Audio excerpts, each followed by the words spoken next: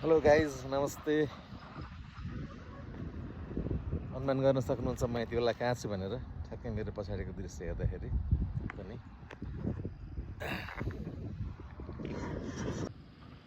यो दृश्य भेटार बजारको बाहिर देख्न सक्नुहुन्छ। म यति बेला भेटार रवि राके सडक खण्डको के कस्तो अवस्था रहेछ भन्ने यसो हेर्न आएको छु। देख्न सक्नुहुन्छ डोजरले यो थुम्की पुग्नेनिरको बाटो अलिकति चौडा पार्दैछ भर्खर। करिब धेरै जसो बाटो चाहिँ यहाँ चौडा भइसकेको छ।